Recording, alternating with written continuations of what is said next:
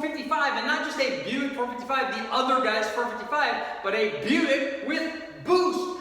That's right. How often do we get to see that? Now, yesterday I got to run the Buick 455, naturally aspirated. We got to do a header test, which was really cool. We found out that the factory exhaust manifolds, at least in that stock trim, actually worked fairly well. The headers added a little bit of power, but you know what added a lot of power? The nitrous oxide, which is always awesome. I love running nitrous, and I love it even more when I get to do it on the other guys like this Buick 455. But today, it's all about boost. It's the Buick and boost. But here's the question. Who makes a custom turbo kit for a Buick 455? Sure, we've all heard of Grand Nationals and GNXs, lots of boosted stuff there. But for 455, not so much. So who makes the kit? This guy right here. Let's check it out.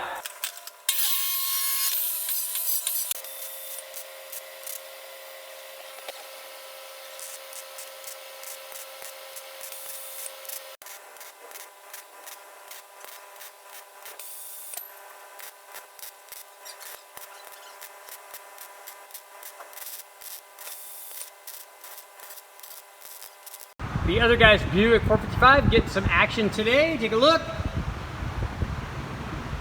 Yeah, instant turbo kit. It should look a lot like the one I use on the 440 because most of the parts are from that. This crossover tube is one I use all the time. 2 provisions for wastegates. Awesome, awesome. Turbo goes right here. I have it on a V-band so that I can orient it any way I want. Using stock exhaust manifolds. Whoa, all the exhaust goes in there over the turbo. Whoa, whoop, whoop, whoop. Yeah, stock exhaust manifolds, turbo kit, Buick. Whoa.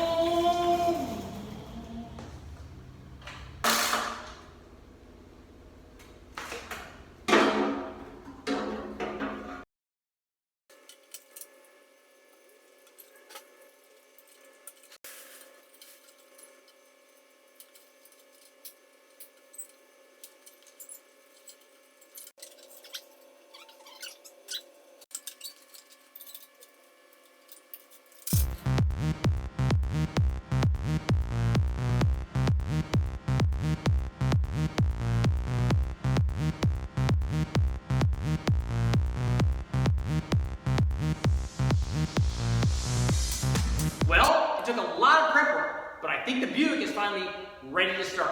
Now I had to put the turbo kit on, but before I could do that, I had to drop the pan once again, something that I should have done yesterday when I had it off. I had to put an oil drain, we had to put an oil feed to the turbo, we had to make my custom discharge tube with 1,000 clamps, we had to put the blow-through Demon carburetor on. I have all the vacuum lines hooked up because it always takes about 15 or 20 different vacuum lines and T's to get a turbo system successfully hooked up. I've retarded the timing about enough. I'm going to have to check that after it starts, but I think the thing is basically ready to start. Now, I've had a couple comments on the other videos about my rave music. I think it's super cool. It's one of the only things that I like in the editing program that I'm using, and so it's probably going to stay, but I'll make you a deal.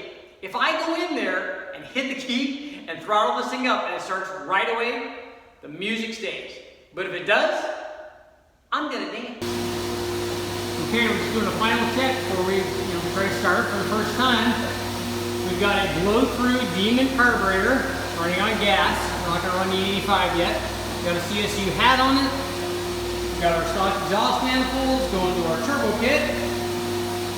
We got a pair of Turbo Smart wastegates. Got a race car blow-off valve.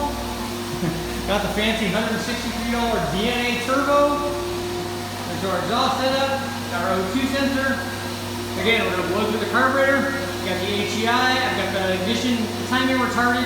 We're going to start out at about 25 degrees and kind of see where it is from there. We're running on pump gas, so you can see we still got a few leaks. I think that whole front plate on the water pump is just about to go. It's got a bunch of holes in it. We'll find out what happens. So let's go try to start it. Fingers crossed. First startup.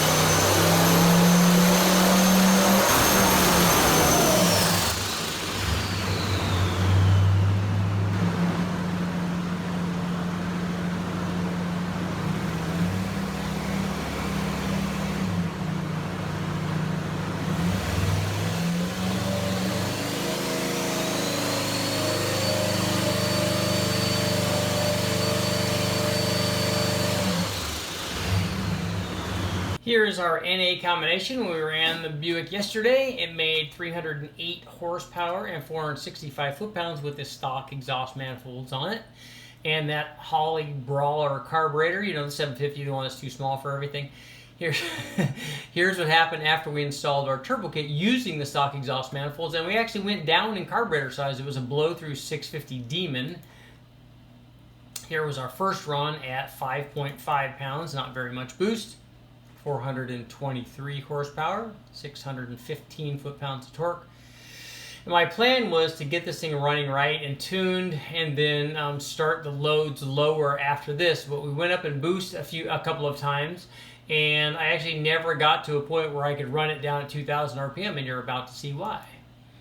So that is 5.5 pounds. Here's 6.2 pounds. We turned it up a little bit, and every time we turn it up, it makes a little bit more power. Here's what happened when we went to 6.9 pounds, a little bit more power, and then up to 8.6 pounds,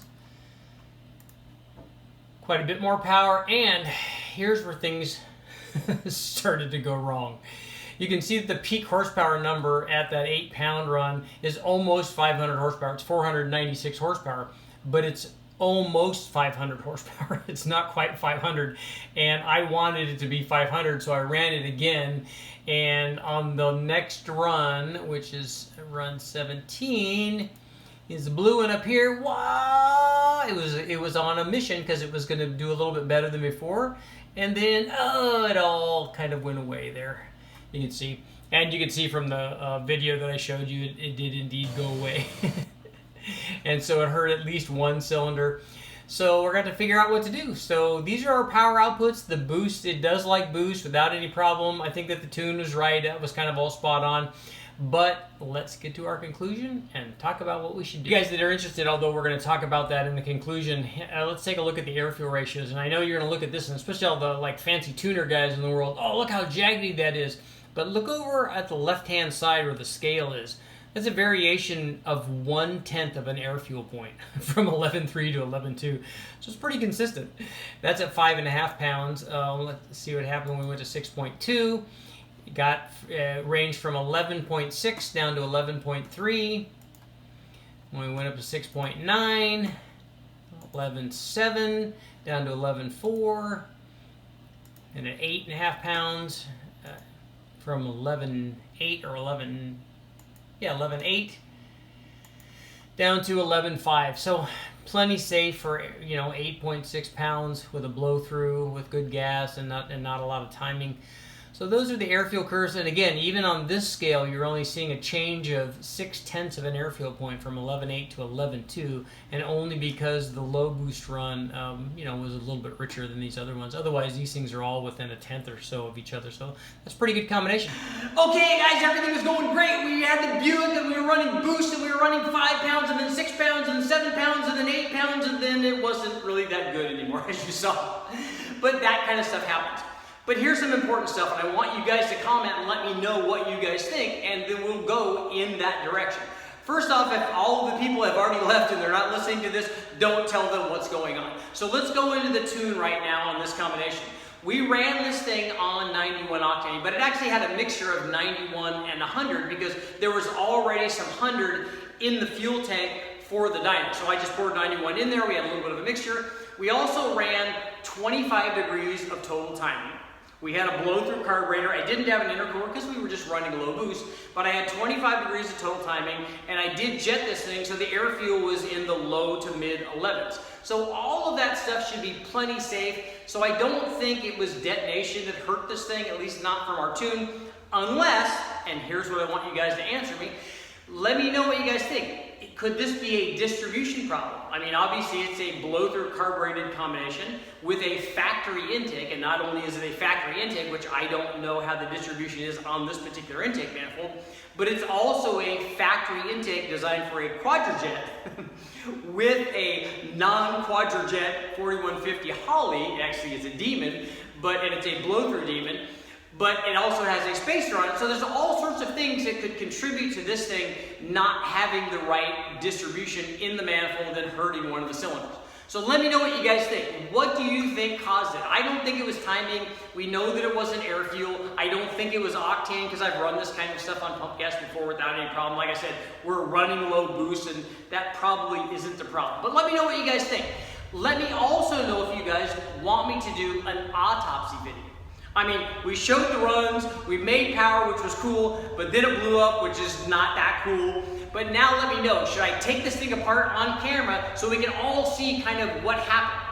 After we do that, here's what I want you to let me know. Should I put this thing back together the way that it is? If it has a broken piston or a rod or a head gasket or whatever it is, should I just put it back together? Or should I put this thing back together as a stage 1 combination? So should we upgrade to higher compression, redo the head, or get a stage 1 head with a stage 1 cam, whatever else we need to make it a stage 1 455 high compression deal, so we can run that kind of in stock trim and see how well that one does compared to this kind of unknown piece that we have here. So let me know if we should do that. Or the other option is I can put this thing back together with forged rods and forged pistons so that we have a stout short block ready to do all kinds of other cool stuff. I've got some Edelbrock heads and Edelbrock intake. We've got some TA performance stuff that we can run, single plate intake, even different heads, more camshaft. Let me know what you guys want to see, and we'll do just that. Thanks for watching.